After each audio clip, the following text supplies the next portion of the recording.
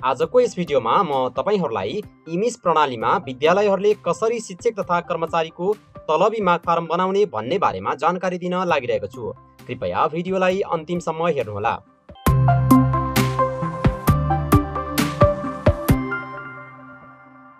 इमिस प्रणालीमा अनलाइनबाट नै तलबी माग फारम तयार पार्नका लागि सुरुवातमा शिक्षक तथा कर्मचारीहरूको तलब विवरण मिलाउनु पर्ने हुन्छ, अर्थात् स्यालेरी सेटअप गर्नुपर्ने हुन्छ।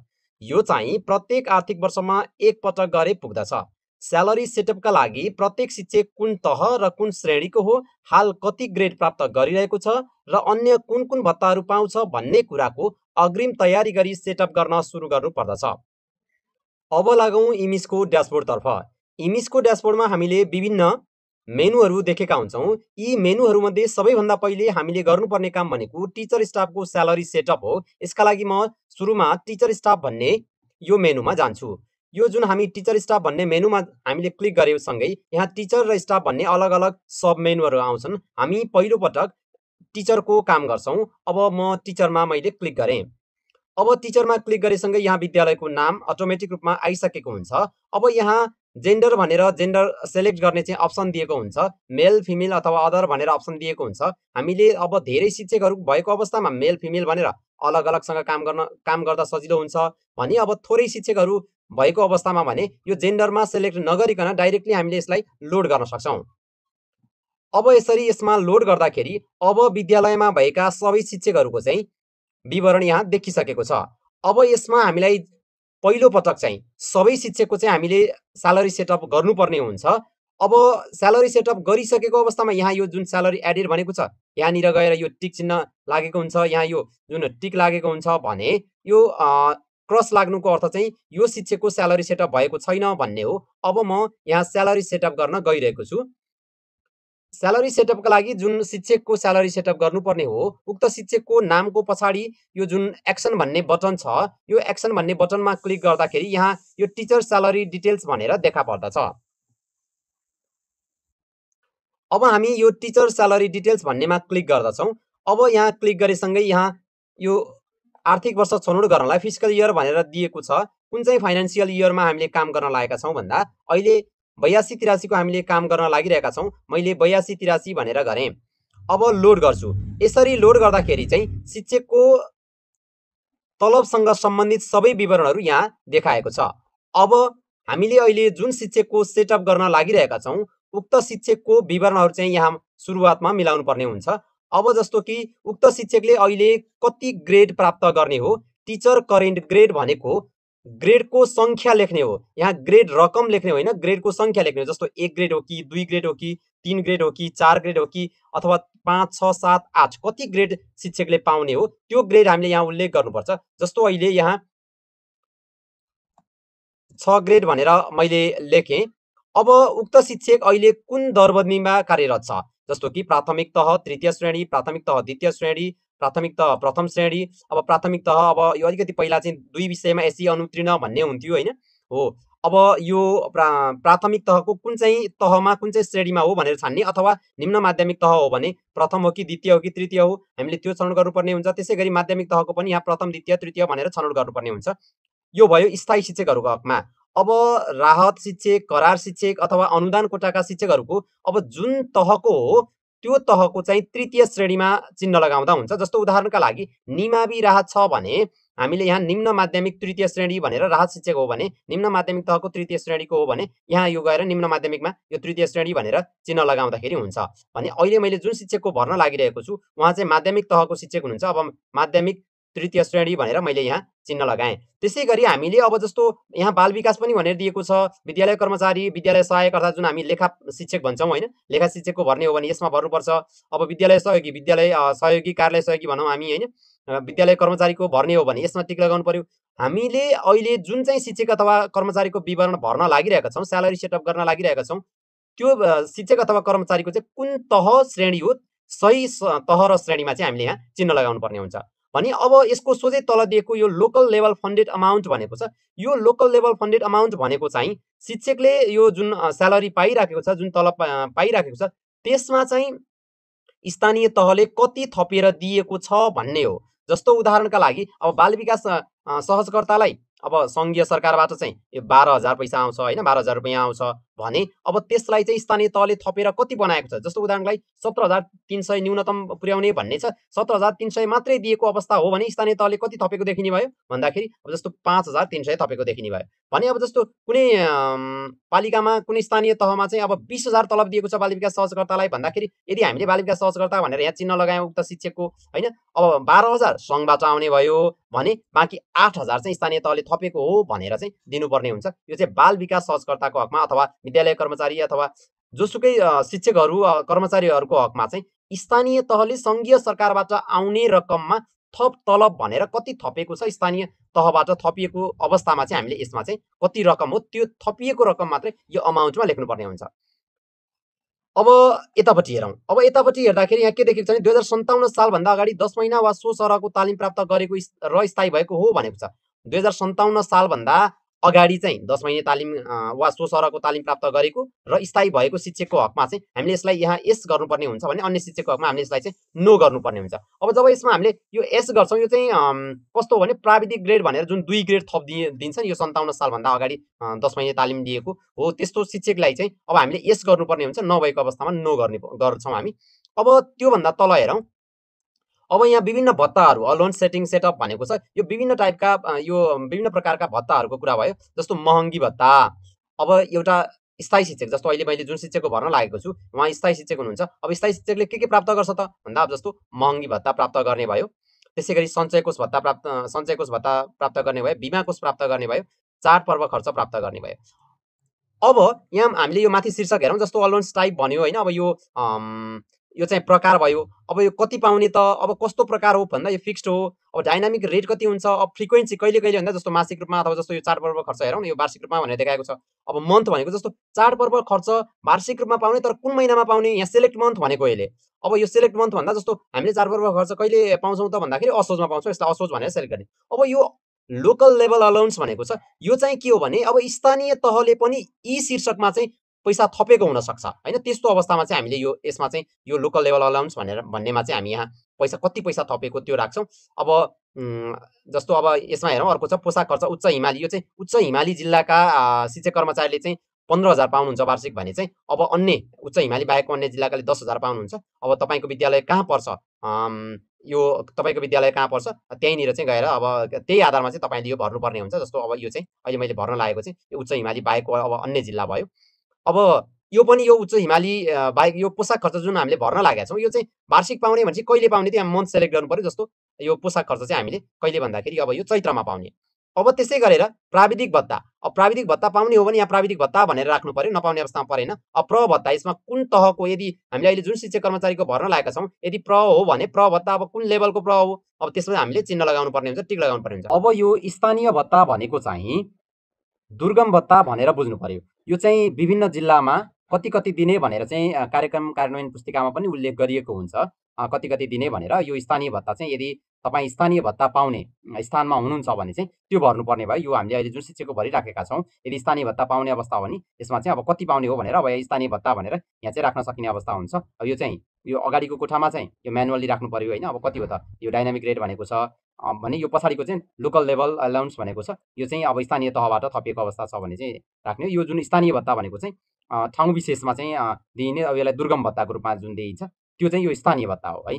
अब अन्य भत्ता भनेको छ सङ्घीय भत्ता भन्दा बाहेक। अब यहाँनिर यो दुईवटा कुरा चाहिँ तपाईँलाई थप कुरा के राखेको हो भने यो अन्य भत्ता सङ्घीय बाहेक, अन्य भत्ता सङ्घीय बाहेक भनेर यो वार्षिक र मासिक राखेको छ। अब यसलाई कसरी बुझ्नु पर्यो भने जस्तो कुनै स्थानीय तहले चाहिँ वार्षिक रूपमा 20,000 थप दिने, जस्तो वार्षिक रूपमा 20,000 थपेको अवस्था छ भने चाहिँ अब यो कहिले थप्ने गरेको छ भनेर चाहिँ जस्तो उदाहरणका लागि अब असारमा चाहिँ 20,000 थप्छ होइन, 20,000 थप्ने अवस्था थपेको छ भने यसरी हामीले यहाँ 20,000 भनेर यसरी राख्नुपर्छ।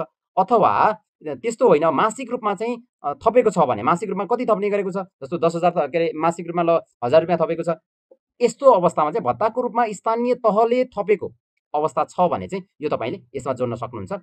यो दुईवटा जुन अन्य भत्ता सङ्घीय बाहेक भनेको छ यो चाहिँ जुन हामीलाई सङ्घबाट चाहिँ सङ्घीय सरकारबाट जुन निकासा हुन्छ सशर्त अनुदान अन्तर्गत त्योभन्दा बाहेक स्थानीय तहले चाहिँ भत्ताको रूपमा थप केही थपेको छ भने चाहिँ यसलाई यहाँ राख्न सकिन्छ। एकमुष्ट रूपमा राख्दाखेरि चाहिँ यसमा राख्ने वार्षिक भनेर राख्ने होइन, एकमुष्ट रूपमा राख्दा चाहिँ वार्षिक भनेर राख्ने। अब कति हो र त्यो रकम कुन महिनामा हालिन्छ त्यसरी राख्नु पर्यो। अब होइन यो वार्षिक होइन मासिक रूपमा नै थप्ने गरेको छ भने चाहिँ यसलाई चाहिँ मासिक रूपमा भनेर राख्नु पर्यो। जस्तो अब अहिले मैले भर्न लागेको शिक्षकको चाहिँ यहाँ थप्ने व्यवस्था छैन, त्यस कारणले गर्दा यसलाई मैले थपिनँ। अब यो यता अगाडिको त मैले बताइसकेँ होइन, यो जुन लोकल लेभल फन्डेड अमाउन्ट भनेको चाहिँ विशेष गरी यो बाल विकास विद्यालय कर्मचारीहरूलाई चाहिँ जुन अब न्यूनतम भनेर 17,300 रुपियाँ छ होइन। अब यसमा चाहिँ 12,000 15,000 मात्रै दिएको छ, 10,000 यसरी दिएको छ। यो चाहिँ सङ्घीय सशक्त अनुदान अन्तर्गत आउने पैसा भयो। बाँकी तलब चाहिँ जुन स्थानीय निकायले थप्छ, जति थप्छ त्यो चाहिँ यहाँ राख्नुपर्छ। यो चाहिँ तलबको रूपमा चाहिँ स्थानीय तहले कति थपेको छ भनेर यसमा राख्ने हो भने यो यतापट्टि चाहिँ भत्ताको रूपमा चाहिँ हामीले यहाँ उल्लेख गर्न सक्छौँ। अब यो बुझिहाल्नुभयो होइन। अब यो हामीले यहाँ अगाडि टिक लाउँदाखेरि यो अटोमेटिक रूपमा यो रकम चाहिँ आफै थपिन जान्छ। यतापट्टि चाहिँ यदि स्थानीय तहले थप अरू केही थपेको छ भने भन्ने अवस्थामा चाहिँ यसमा पनि थप्न मिल्ने गरेर चाहिँ अहिले विशेष सुविधा यो दिएको छ। अब मैले यसलाई एड गरेँ। यसरी गर्दाखेरि अब यो एड भयो। अब हामीले शिक्षकको एड गऱ्यौँ। त्यसै गरेर अन्य सबै शिक्षकहरूको पनि, अब यहाँ धेरै शिक्षकहरू हुनुहुन्छ होइन, अब अन्य सबै शिक्षकहरूको पनि क्रमशः एक्सनमा जाने, टिचर स्यालेरी डिटेल्स गर्ने, अनि साल छान्ने, लोड गर्ने। त्यस पछाडि अब यहाँ के भर्नुपर्ने हो, कति यो टिचर करेन्ट ग्रेड अहिले कति ग्रेड खाइराख्नु भएको छ त्यो राख्ने। त्यस पछाडि गएर यहाँ कुन चाहिँ लेभल हो, तह र श्रेणी कुन हो यो छान्ने। अगाडि यसमा ट्याक्क टिक गर्ने, अथवा बाल विकास विद्यालय कर्मचारी अथवा विद्यालय सहयोगी कुन हो त त्यसमा चिन्ह यो अगाडि टिक लगाउने। त्यस पछाडि त्यो व्यक्तिलाई यहाँ चाहिँ त्यो शिक्षक अथवा कर्मचारीलाई चाहिँ कति थपेको छ, स्थानीय तहले चाहिँ स्यालेरी कति थपेको छ त्यसलाई हामीले यहाँ यो स्यालेरी यहाँ राख्न सक्छौँ भने। अब यतापट्टि गएर चाहिँ यो 57 सालभन्दा अगाडि 10 महिना वा सो सरहको तालिम प्राप्त गरेको र स्थायी भएको अवस्था हो भने यस गर्ने, होइन भने नो, यो अटोमेटिक रूपमा आइराखेको छ। त्यसपछि आएर जुन यो हामीले भत्ताको सेटिङ गर्छौँ, यो भत्ताको सेटिङ गर्ने चाहिँ अब कुन कुन भत्ता पाउने हो त्यो भत्ताको अगाडि ट्याक्क ट्याक्क टिक लगाए पश्चात अब यहाँ दुईवटा कुरामा चाहिँ यो चाडपर्व खर्च भनेर हामीले टिक लगाउने बित्तिकै अब कहिले हो त यो भनेर यसले कहिले लिने चाडपर्व खर्च भन्दाखेरि अब असोजमा दिने गरेको छ। त्यसै गरेर अब अन्य पनि अब यो तल गएर अर्को हामीले कुन छ पोसाक खर्च, पोसाक खर्चमा पनि अब कहिले लिने गरेको छ त भन्दाखेरि पोसाक खर्चमा हामीले टिक गऱ्यौँ भने चाहिँ यो चैत्रमा लिने गरेको छ भनेर हामीले यहाँ यसरी चिन्ह लाउन सक्छौँ। अब अन्य भत्ताहरूको बारेमा पनि मैले अगाडि भनिसकेको छु। यसरी चाहिँ सबै सेट गरेर चाहिँ तपाईँले एड गर्न सक्नुहुन्छ। क्रमशः आफ्नो विद्यालयमा भएका सबै शिक्षकहरूको चाहिँ तपाईँले यो टिचरबाट चाहिँ तपाईँले एड गर्नु पर्यो। यो सुरुमा सेटअप गर्नु पर्यो पहिलो चरणमा। अब दोस्रो चरणमा हामीले यो शिक्षकहरूको चाहिँ सेटअप गरिभ्यौँ। अब स्टाफको सेटअप गर्न बाँकी छ। अब हामी स्टाफको चाहिँ सेटअप गर्छौँ, स्यालेरी सेटअप। अब यसका लागि पनि हामी यो जुन टिचर स्टाफभित्रको यो स्टाफ भन्नेमा जान्छौँ। अब यो अगाडिको प्रसङ्ग भइहाल्यो। यो जेन्डर चाहिँ सेलेक्ट गर्दा पनि हुन्छ, नगरिकन एकैचोटि सबै जेन्डरको चाहिँ काम यहाँ हामीले काम गर्न सक्छौँ। यो सेलेक्ट नगरिकन डाइरेक्ट लोड गरौँ। यसरी लोड गर्दाखेरि अब सबै विद्यालयमा भएका सबै कर्मचारीहरूको नामावली यहाँ देखिन्छ। अब जुन कर्मचारीको हामीले सेटअप गर्नुपर्ने हो अब उसकोमा चाहिँ यो पछाडि गएर एक्सनमा गएर चाहिँ स्टाफ स्यालेरी डिटेल्स भन्ने आउँछ। यसमा गएर हामीले अब साल छान्ने आर्थिक वर्ष 82-83 भनेर छानौँ, लोड गरौँ। अब यहाँ कुन कुन पाउने हो त, अब यो ग्रेड अब पक्कै हुँदैन होइन, विद्यालय कर्मचारीको ग्रेडहरू अब अहिले व्यवस्था छैन। त्यस पछाडि अब यहाँ तल आएर अब कुन हो त उसको पोजिसन कुन हो, यो लेभल र ऱ्याङ्क चाहिँ हामीले यहाँ यसरी लेभल भनेर अब यो विद्यालय कर्मचारी भनेर हामीले यसरी छान्न सक्छौँ, अथवा अब विद्यालय कर्मचारी विद्यालय सहयोगी के हो यो हामीले यसरी छान्न सक्छौँ। अब यहाँ स्थानीय तहबाट चाहिँ अब कति रकम थपिएको छ, जस्तो यहाँ अहिले विद्यालय कर्मचारी विद्यालय सहायक भनेर 15,000 रुपियाँ छ होइन, 15,000 रुपियाँ सङ्घीय सरकारबाट आउँछ भनेपछि अब 5,000 रुपियाँ चाहिँ स्थानीय तहले थपेको छ भनेर यहाँ 5,000 रुपियाँ अब 20,000, त्यसो हो भने यो व्यक्तिको चाहिँ स्यालेरी चाहिँ 20,000 रहेछ भनेर हामीले बुझ्छौँ होइन। अब यसरी 20,000 भएको अवस्थामा यहाँ 15,000 भइसक्यो। अब यहाँ 5,000 हामीले यहाँ थप्यौँ। अब यसो गरे पश्चात अब यतापट्टि आएर पनि अब यो जुन भत्ताको सेटिङ गर्ने छ यो केस सेम भइहाल्यो। अब त्यो व्यक्तिले कुन कुन भत्ता पाउने भन्ने कुरा चाहिँ हामीले याद गर्नुपर्ने हुन्छ होइन।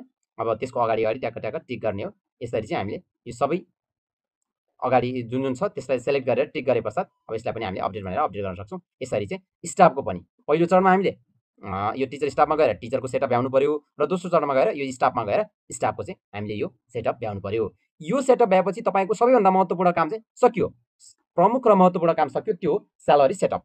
अब माग फारम तयार पार्नु पर्यो। माग फारम तयार पार्नलाई अब केही गाह्रो नै छैन। तपाईँले अब यो रिक्वेस्ट फर्ममा जानु पर्यो। रिक्वेस्ट फर्ममा जानुभए पश्चात अब यहाँनिर चाहिँ यो रिक्वेस्ट फर्ममा जानुभए पश्चात salary entry request, salary request form, salary request list भनेर अब अन्य विवरणहरू यहाँ दिएको छ। अब अहिले हामीलाई के चाहियो भन्दा स्यालेरी इन्ट्री रिक्वेस्ट। सुरुमा हामीले स्यालेरी चाहिँ इन्ट्री गर्नु पर्यो। स्यालेरी इन्ट्री रिक्वेस्टमा तपाईँले क्लिक गरे पश्चात अब यहाँ विद्यालयको नाम अटोमेटिक रूपमा आइहाल्छ। अब सेलेक्ट इयर बनाऊ, साल छानौँ, साल 2082। अब कुन महिनाको स्यालेरी सेटअप गर्न लागेको त भन्दा अब हामीले जुन महिना चाहियो त्यो महिना। अब यहाँ जस्तो अहिले मैले साउन भने, अब अर्को एउटा कुरा के बुझ्नुपर्छ भने त्रैमासिक रूपमा जस्तो साउन भदौ असोज 3 महिनाको नै माग फारम तयार पार्ने हो भने चाहिँ यसरी अब जुन महिना हो त्यो महिनाको छान्न पाइयो होइन, एकैचोटि छान्न पाइन्छ। जस्तो साउन भन्यो क्लिक गर्यो, भाद्र भन्यो क्लिक गर्यो, असोज भन्यो क्लिक गर्यो। अब त्यसरी गर्न पाइयो। जस्तो चौमासिकै छ भने अझ ल कार्तिक पनि भनेर चाहिँ यो गर्न पाइयो, यसरी छान्न पाइयो। यो चाहिँ विशेष गरी स्थानीय तहले चाहिँ अब कस्तो तरिकाले चाहिँ यो निकासा गर्ने गरेको छ होइन, सामान्यतया मासिक गर्ने कि त्रैमासिक गर्ने, चौमासिक कसरी गर्ने गरेको छ त्यो आधारमा र कसरी माग फारम माग्ने गरेको छ त्यो आधारमा तयार पार्ने हो। तर हामी चाहिँ के सजेस्ट गर्छौँ भने अब मन्थली माग्नुपर्ने हुन्छ। अहिले तपाईँले अहिले एकछिनमा यो प्रिन्ट यो माग फारम प्रिन्ट पनि निकाल्नुपर्छ होइन। अब यो धेरै महिनाको हुँदाखेरि चाहिँ यो लामो हुन्छ, तपाईँलाई प्रिन्ट गर्न पनि गाह्रो हुन्छ, एफओमा नै प्रिन्ट गर्नु पऱ्यो होइन। त्यसो हुँदाखेरि मन्थली बनाउनु भयो भने धेरै सजिलो हुन्छ। अब यो श्रावण भनेर तपाईँले यहाँ क्लिक गर्नुहोस् होइन। अब श्रावण भनेर क्लिक गरे पश्चात तपाईँलाई लोड गर्नुहोस्।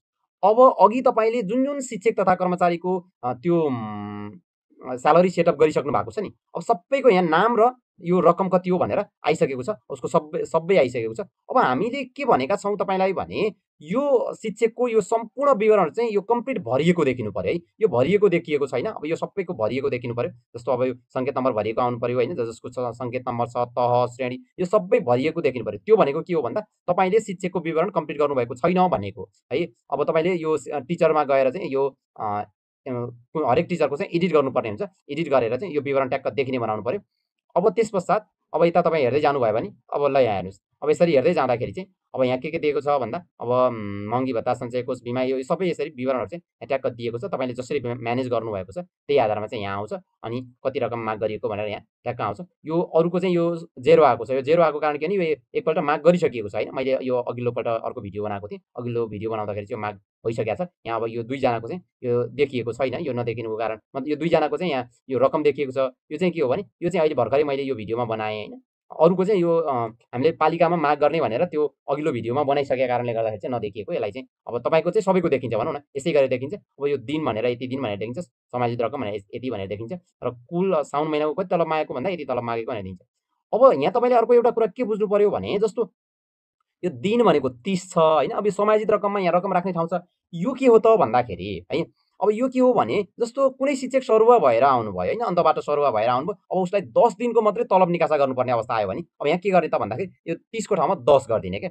अब 10 गर्दाखेरि अब के भयो त, यहाँ पैसा अटोमेटिक रूपमा चाहिँ 10 दिनको लागि पैसा भनेर यति पैसा आइसक्यो है।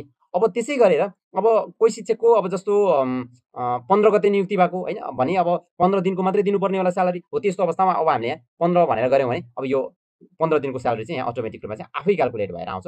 यो चाहिँ के हो भने दिन भनेको चाहिँ तपाईँ जेनरली हामी 30 दिन हाजिरी गर्छौँ होइन। अब न त अब कुनै महिना 29 होला, त्यसलाई 29 गर्नु पर्दैन। सामान्यतया अब हाम्रो महिना भनेर हामीले यसलाई 29 नै 30 नै मान्ने हो। यसलाई 29, 28 गरी राख्नु परेन, 31, 32 गरी राख्नु परेन। तर यो दिनमा अटोमेटिक 30 आउँछ। तपाईँले कस्तो अवस्थामा मात्रै चेन्ज गर्ने हो त भन्दाखेरि चाहिँ यो विशेष गरी सरुवा भएर अथवा बिचमा नियुक्ति भएको, महिनाको बिचमा नियुक्ति भएको कुनै शिक्षकलाई हामीले त्यति दिनको मात्रै तलब दिनुपर्ने अवस्थामा चाहिँ यसलाई घटाएर जस्तो 20 दिनको मात्रै तलब दिने हो भने 20 भनेर यसरी राख्नु पर्यो। यो गरेपछि अटोमेटिक रूपमा चाहिँ यो पैसा चाहिँ आफै हिसाब भएर आउँछ। यो चाहिँ तपाईँले दिनमा चाहिँ यसरी सच्याउनु पर्यो। अब यो समायोजित रकम भनेको चाहिँ कुनै कारणले गर्दाखेरि चाहिँ यहाँबाट घटाउनु पर्ने अवस्था आयो भने चाहिँ अब तपाईँले चाहिँ यसलाई घटाउनु पर्ने हुन्छ। जस्तो तपाईँले अब 40 रुपियाँ चाहिँ नपुग्ने देखियो होइन, यहाँ 40 रुपियाँ समायोजन गर्नुपर्ने अवस्था भयो नि, त्यसलाई तपाईँले चाहिँ यहाँ -40 गरिदिनुहोस्। जस्तो अब मैले यहाँ एउटा शिक्षकको 30 दिन नै भनेर राखेँ होइन, 30 दिन नै राखेँ। राख्दाखेरि अब यहाँ 39,484 आएको छ। अब यसलाई मैले जस्तो -40 गरेँ, ल हेर्नुहोस् त कति आयो त, कता गयो, ल ठिक छ यता ओके। अब अघि कति थियो भन्दा अब यो तपाईँले समायोजित रकम भनेको चाहिँ तपाईँले मिलाउनु पर्ने अवस्थामा चाहिँ कुनै रकम चाहिँ तपाईँले मिलाउनु पर्ने अवस्थामा माग गर्दाखेरि चाहिँ कुनै रकम मिलाउनु पर्ने अवस्था आयो भने चाहिँ अब यसलाई चाहिँ यहाँ घटाउनलाई बढाउनलाई, जस्तो अब मैले यहाँ अघि भने अब यसलाई 0 गरिदिन्छु। 0 एडजस्ट 0 गर्दाखेरि जति पाउने हो त्यति नै आउँछ होइन। यो हिसाब गरेर यति आउँछ, 39,484 आयो। तर अब जस्तो यसलाई चाहिँ मैले अब यो 84 माइनस गरिदिएँ, -84 भनेर यहाँ गऱ्यो भने के हुन्छ त भन्दाखेरि चाहिँ ल हेर्नुहोस् 39,400 मात्रै आयो। यो यसमा यो एडजस्ट गर्ने चाहिँ कसरी भनेर कुरा बुझिहाल्नु भयो होइन। कुनै कारणले गर्दाखेरि हामीले चाहिँ यो जुन माग गरिएको रकममा तलमाथि गर्नुपर्ने अवस्था आयो भने चाहिँ कहिलेकाहीँ हुन्छ नि त कुनै विशेष परिवेशमा त्यस्तो रकम चाहिँ समायोजन गर्नलाई तपाईँले यो मिलाउनु पर्ने अवस्था आयो भने चाहिँ यसमा गएर तपाईँले अब कति रकमलाई समायोजन गर्ने हो भन्दा यो टोटलमा हेरेर समायोजन गर्न सक्नुहुन्छ। यो चाहिँ समायोजन गर्ने, यो समायोजन गर्न मिल्ने सिस्टम। यो फेरि पनि मैले भने अरूको नआउनुको कारण चाहिँ यो पालिकामा हामीले पठाइसके पश्चात चाहिँ यस्तो आउँदैन। अब अनि यो चाहिँ अनि यो एडिट गर्ने अरूको अप्सन नआएको कारण चाहिँ त्यो हो, पालिकामा पठाइसकेको कारणले गर्दाखेरि चाहिँ यो एडिट गर्न नदिएको यसले। अब कहिलेकाहीँ के हुन्छ भने हामीले कुनै रकम माग गर्छौँ होइन, अब कुनै कारणले गर्दा मिस्टेक भयो, बिग्रियो, अब हामीले पालिकामा पठाइसके पश्चात हेर्दाखेरि बिग्रिएको देखियो भने त्यो चाहिँ पालिकाले रिजेक्ट गरेपछि मात्रै यहाँ फेरि एडिट गर्न मिल्छ। पालिकाले रिजेक्ट नगरेसम्म चाहिँ पालिकालाई 3 वटा अप्सन हुन्छ होइन। पालिकाले चाहिँ रिजेक्ट गर्न सक्छ होइन, एक्सेप्ट गर्न सक्ने भयो होइन। पालिकाले एकपल्ट हेर्छ, भ्यू गर्छ, भ्यू गर्दाखेरि उसले के गर्ने त, रिजेक्ट गर्ने कि एक्सेप्ट गर्ने भन्छ उसले। अब यदि एक्सेप्ट गर्यो भने अब चेन्ज गर्न पाइएन। अब पालिकाले कुनै कारणले गर्दा केही मिलेको रहन्छ भने तपाईँलाई फिर्ता गरिदिन्छ, अनि उसले भन्छ ल यो तपाईँहरूको यो मिलेको छैन, यति यो फलानुको अथवा यो टिचरको यति रकम मिलेको छैन भन्ने अवस्था भयो भने चाहिँ हो त्यो चाहिँ यसरी नै एडिट गर्ने हो। पालिकाले रिजेक्ट गरेपछि यहाँ आएर चाहिँ यो एडजस्ट भएर बसेको हुन्छ, एडजस्ट गर्न मिल्ने भएर बसेको हुन्छ, तपाईँले आएर यसलाई चाहिँ एडजस्ट गर्न सक्नुहुन्छ। यो सबै गरे पश्चात अब तपाईँले के गर्नुहुन्छ, यहाँ गएर सेभ भनेर सेभ गर्नुहुन्छ। सेभ भएपछि अब यहाँ चाहिँ के भने जस्तै सेलेक्ट एटलिस्ट 1 टिचर। अहिले त मैले यहाँ एकजना शिक्षकको पनि सेलेक्ट गरेँ होइन, यहाँ अगाडि छ नि यो जुन शिक्षकको नामको अगाडि यो कोठा, यसलाई मैले यसरी टिक गर्दै जानु पर्यो सबै टिचरलाई। अब के हो भने मैले सबैको टिचरको माग्नुपर्ने अवस्था हो भने अब के गर्छु म, यो क्रम सङ्ख्याभन्दा अगाडिको बक्समा ट्याक्क टिक गरिदिन्छु। यसरी टिक गर्दाखेरि चाहिँ अब सबैको ट्याक्क यो चिन्ह लाग्यो। अब म के गर्छु, यसलाई सेभ गरिदिन्छु। अब सबैको सेभ भयो। ल हेर्नुहोस्, अब यो सबैको सेभ भएको अवस्था छ होइन। अब हामी हाम्रो पहिलो चरणको काम जुन शिक्षकको सेटअप स्यालेरी सेटअप गरे पश्चात अब यो माग फारम तयार पार्यौँ। अब तयार पारेपछि अब स्यालेरी रिक्वेस्ट फर्म भनेरमा हेरौँ होइन, यो दोस्रो स्यालेरी रिक्वेस्ट फर्म भनेर हेरौँ। यसमा के देखियो, अब साल छानौँ, महिना छानौँ, साउन। अब लोड गरौँ। लोड गर्दाखेरि अब टोटल रकम अघि हामीले कति माग गरेका थियौँ नि त्यो टोटल रकममा अब जस्तो यो चाहिँ यो एकजनाको मात्रै आएको छ, कारण मैले अघि नै भनिसकेँ हामीले यसमा सबै शिक्षकको आउँछ। यो एकपल्ट अरू टिचरको एकपल्ट माग भइसकेको कारणले गर्दाखेरि चाहिँ यो एकजनाको मात्रै यहाँ देखाएको। यो अहिले पछाडि मैले एकजनाको मात्रै बनाएको थिएँ, त्यस कारणले गर्दा एकजनाको देखाएको। तपाईँले चाहिँ यो के हो भने सबैजनाको भरिसकेर होइन, सबैजनाको उता स्यालेरीमा गएर सेटअप गरिसके, टिचरमा गएर सेटअप गरिसकेर, यो टिचर स्टाफमा गएर सेटअप गरिसकेपछि अनि स्यालेरी इन्ट्री रिक्वेस्टमा सबैको चाहिँ तपाईँले टिक गरेर राख्नु भए पश्चात अनि त्यस पछाडि अब के हुन्छ भने अनि यहाँ आउँछ, यसमा सबैजना टिचरको टोटल जोडिएर आउँछ होइन। सबैजना टिचरको आएपछि अब त्यसलाई सेन्ड फर्म टु पालिका, यो फर्मलाई चाहिँ तपाईँले पालिकामा पठाउनु पर्यो। यहाँ गएर तपाईँले सेन्ड फर्म टु पालिका भनेर यहाँ क्लिक गर्ने हो। अब यहाँ तपाईँले क्लिक गर्नुपर्ने हुन्छ यसमा है, यो सेन्ड फर्म टु पालिका भन्नेमा तपाईँले क्लिक गर्नुपर्ने हुन्छ। यसो गरे पश्चात तपाईँले तयार पार्नुभएको सबै शिक्षक तथा कर्मचारीको चाहिँ माग फारम चाहिँ पालिकामा गइसक्यो। अब तेस्रो काम यो चाहिँ स्यालेरी रिक्वेस्ट लिस्ट भन्ने हुन्छ। यो स्यालेरी रिक्वेस्ट लिस्ट भन्ने छ।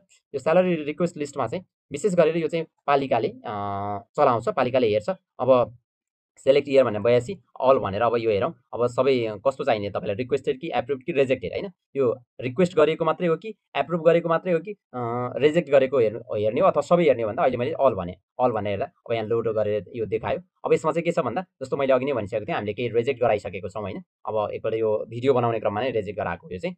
अनि अब यहाँ यो पालिकाले चाहिँ सरी विद्यालयले चाहिँ यो कुन कुन हो त भन्दाखेरि यो 2वटा चाहिँ माग फारम बनाएर पठाएको रहेछ। यसलाई हामीले एक्सनमा जान्छौँ, एक्सनमा गएर अब भ्यू डिटेल्स गर्छौँ। भ्यू डिटेल गर्दाखेरि अब सबैजनाको चाहिँ यहाँ पक्कै देखाएको छ होइन। जस्तो यसमा हेरौँ त, अब यसमा हेर्दै सबैजना शिक्षकहरूको चाहिँ यहाँ यसरी देखाएको छ, टोटल रकम कति हो माग गरेको भनेर यहाँ सबै विवरण देखाएको छ। अब यसलाई चाहिँ तपाईँले के गर्नुहुन्छ भन्दाखेरि अब यसलाई एक्सपोर्ट गरेर चाहिँ यही विवरण एक्सपोर्ट गरेर यसलाई चाहिँ अब यहाँ यो एक्सेल फाइलमा आयो। अब यसलाई चाहिँ तपाईँले खोलेर चाहिँ प्रिन्ट गर्न पनि सक्नुहुन्छ। अब यो एक्सेलमा आयो होइन हजुर। अब यसलाई चाहिँ अब यो अरू कुराहरू मिलाउने, अब यो साइजहरू यताउता त्यो त मिलाइहाल्नुहुन्छ होइन। यो सबै मिलाएर यसलाई चाहिँ प्रिन्ट गरेर चाहिँ हार्ड कपी पनि प्रमाणित गरेर चाहिँ पालिकामा पठाउनु पर्यो। एउटा तपाईँले यो सफ्ट कपी पनि पठाइसक्नु भएको छ होइन, यो सिस्टमबाट नै तपाईँले पठाइसक्नु भएको छ। अघि दोस्रो चरणमा यो स्यालेरी रिक्वेस्ट लिस्टमा गएर सेन्ड फर्म टु पालिका भनेर पठाइसक्नु भएको छ भने यसमा पनि तपाईँले चाहिँ अब यो चाहिँ प्रिन्ट गरेर हार्ड कपी चाहिँ प्रमाणित गरेर चाहिँ यो पालिकामा बुझाउने।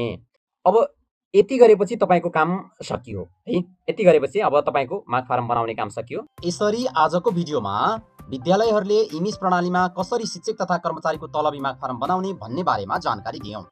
हामी अर्को भिडियोमा नयाँ विषयवस्तु सहित फेरि भेट हुने नै छ। त्यतिन्जेलसम्मका लागि नमस्कार।